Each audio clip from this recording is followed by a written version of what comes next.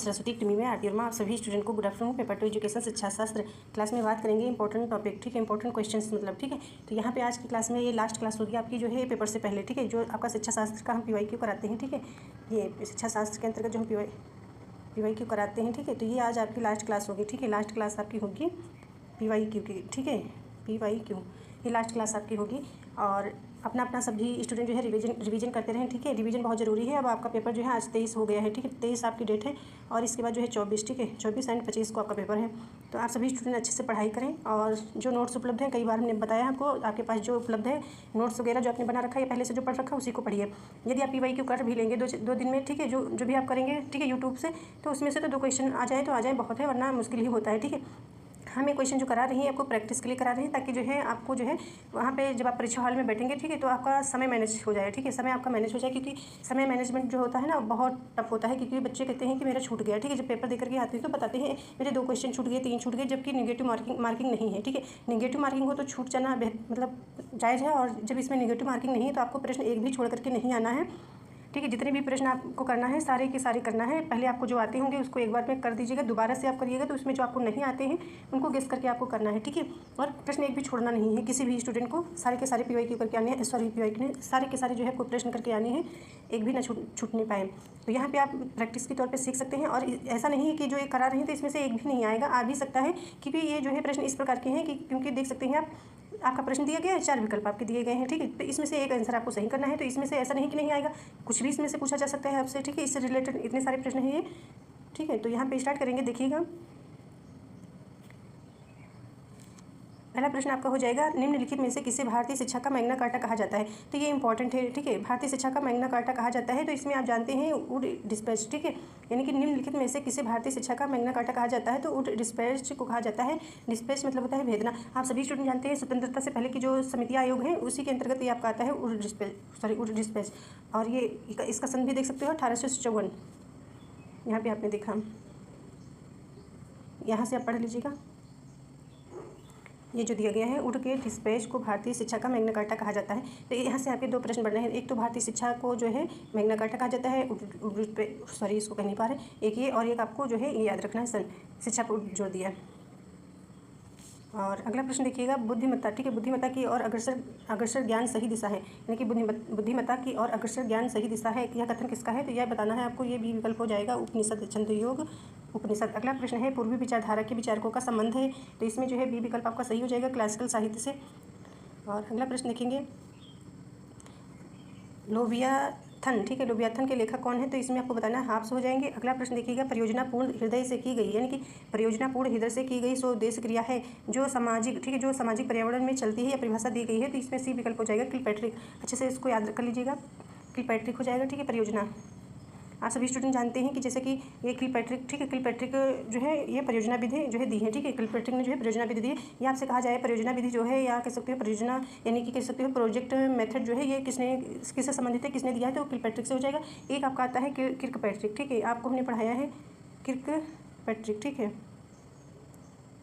Kirkpatrick, ठीक है। एक आपका किर्कपैट्रिक होता है जो 4 मॉडल पे विकसित है, ठीक है, 4 मूल्यांकन मॉडल पे। तो उसमें होता है प्रतिक्रिया होता है, ठीक है, एक आपका होता है सीखना या कह सकते हो अधिगम, एक होता है आपका बिहेवियर, ठीक है, व्यवहार होता है, एक जो है मूल्यांकन होता है।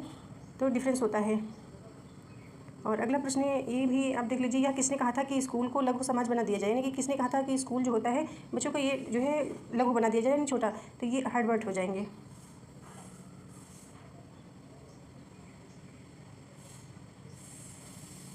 इसमें C विकल्प दिया गया है, इसमें जो है आपका जॉन डीवी के महोदय से बोला गया है, ठीक है, इसमें कन्फ्यूजन है। तो इसमें आप कौन सा आंसर करेंगे, या किसने कहा था कि स्कूल को लघु समाज बना दिया जाए, ठीक है। तो लघु समाज बना दिया जाए, तो इसमें आप जो है DV ही कर लीजिएगा, जॉन डीवी महोदय, ठीक है, यही सही लग रहा है, हमको भी याद नहीं है ठीक से, और यही कर लीजिएगा, ये नहीं,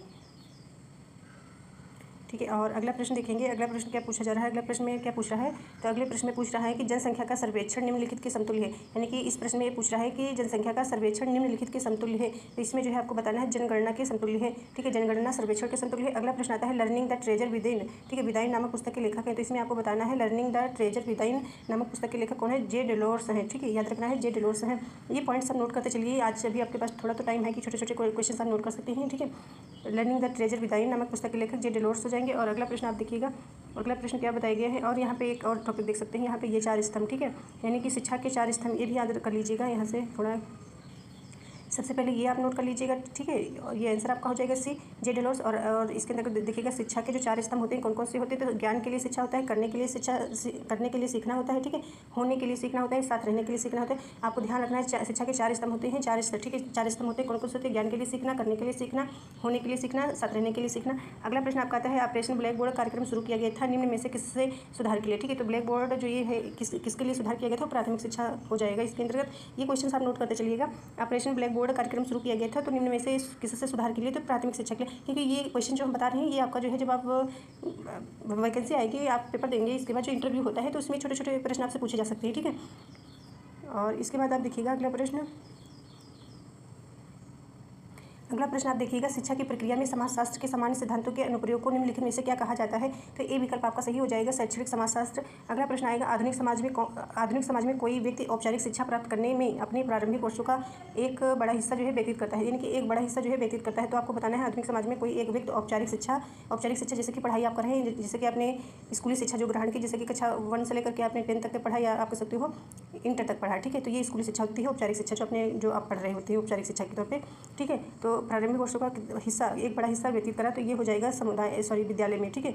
आप विद्यालय में तो ही पढ़ते हैं तो औपचारिक शिक्षा प्राप्त करा। अगला प्रश्न है निम्नलिखित में से क्या सामाजिक व्यवस्था का अंग नहीं है। इसमें पूछा गया है सामाजिक व्यवस्था का अंग नहीं है, तो इसमें आपको बताना है प्रविधिकी नहीं है, मतलब बी जो है विकल्प आपका सही हो जाएगा। और अगला प्रश्न देखिएगा, अगला प्रश्न पूछा जा रहा है इसमें सामाजिक परिवर्तन में, ठीक है, सामाजिक परिवर्तन में सामाजिक संगठन में बदलाव मुख्यतः इसके तटस्थ से संबंधित है, यानी कि इसमें पूछा गया सामाजिक परिवर्तन सामाजिक संगठन में बदलाव मुख्यतः, ठीक है। तो इसमें ये पूछा जा रहा है, तो इसमें आपको बताना है कि जो है किससे संबंधित हो जाएगा। तो इसमें आपका संबंधित हो जाएगा कौन सा विकल्प आपका सी विकल्प से हो जाएगा, ए एंड बी, ये दोनों से हो जाएगा आपका प्रकार्यात्मक पहलू और ये संरचनात्मक पहलू, ठीक है, दोनों से हो जाएगा। और इसके बाद देखिएगा अगला प्रश्न आता है निम्नलिखित में से कौन पर्यवेक्षण की प्रविधि नहीं है। इसमें पूछा गया प्रविधि नहीं है पर्यवेक्षण की, ठीक है। तो इसमें डी विकल्प आपका सही हो जाएगा, एक्सकर्शन विजिट। अगला प्रश्न देखिएगा वैज्ञानिक प्रबंधन का जनक, ठीक है, वैज्ञानिक प्रबंधन का जनक कौन से है, तो आपको बताना है टेलर हो जाएंगे, ठीक है। अच्छे से इसको कवर कर लीजिएगा, इसको नोट कर लीजिएगा, इस प्रश्न को इंपॉर्टेंट है आपका, और अच्छे से पढ़ के याद करिएगा। वैज्ञानिक प्रबंधन का जनक जो है किसे कहा जाता है, वैज्ञानिक प्रबंधन, ठीक है। तो FW टेलर हो जाएंगे, ठीक है।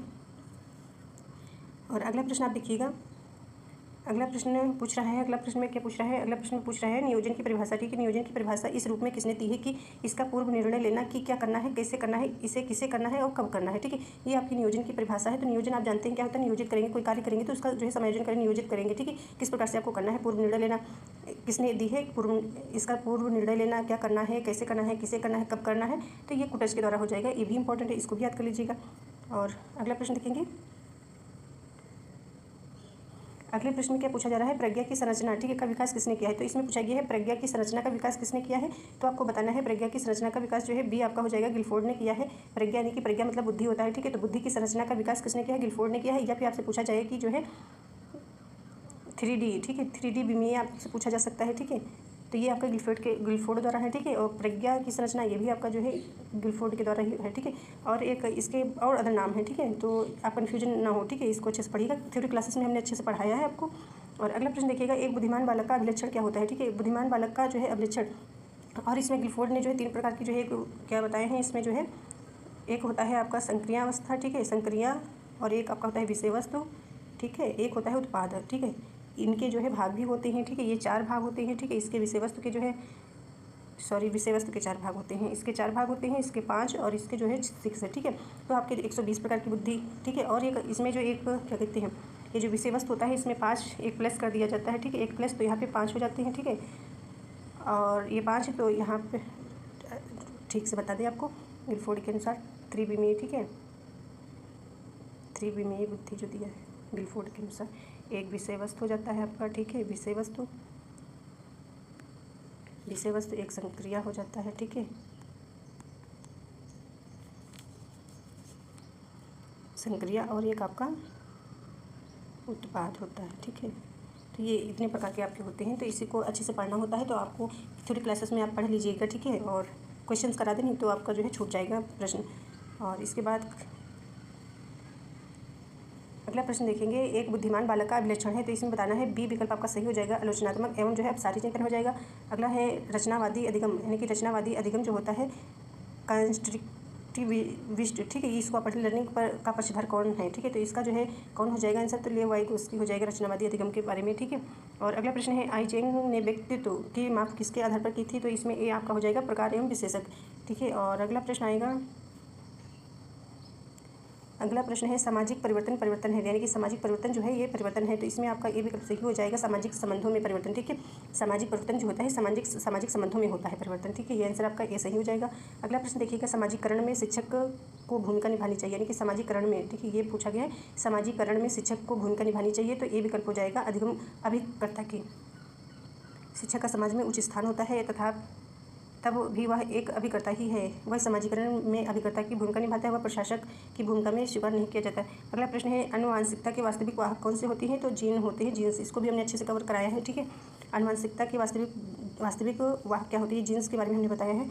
और इसके बाद अगला प्रश्न देखिएगा, अगला प्रश्न पूछा जा रहा है सामाजिक विकास अनिवार्यता डट विषय है, तो सामाजिक विकास क्या होता है, सामाजिक विकास जो है अनिवार्यता डट विषय है, तो क्या है, तो इसी विकल्प आपका सही होगा सामाजिक व्यवस्था के साथ अपने उद्देश्यों के एकीकरण, ठीक है, एकीकरण करना सामाजिक व्यवस्था के साथ अपने उद्देश्य को।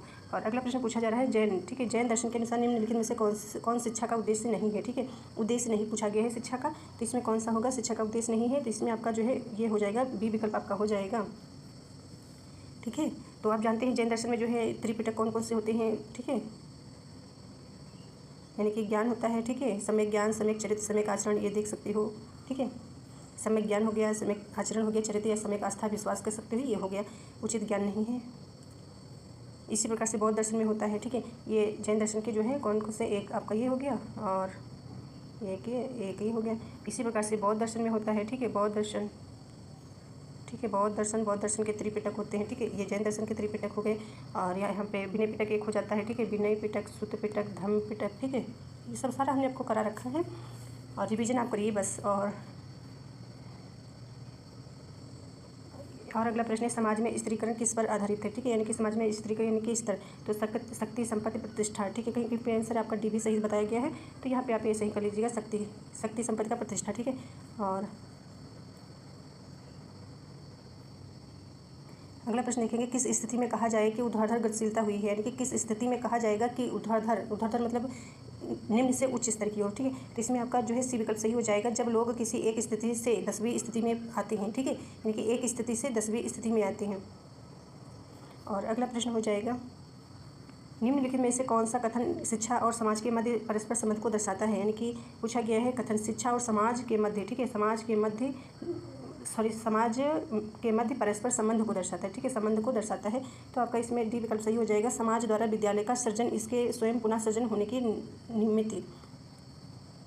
अगला प्रश्न देखिएगा, अगले प्रश्न में पूछा जा रहा है निम्नलिखित में से कौन सी मुख्य विषय वस्तु गांधी जी के विचारों के अनुरूप नहीं है, तो अनुरूप नहीं है पूछा गया है, तो इसमें डी हो जाएगा, ठीक है, गांधी जी के अनुसार ये बात नहीं करा है, ठीक है, आनुवंशिकी इंजीनियर की बात गांधी जी ने कहीं पर भी नहीं करा है, ठीक है, मुख्य विषय वस्तु गांधी जी के, तो ये सारी बातें करी हैं और यहाँ पे डिटेल में पढ़ सकते हो।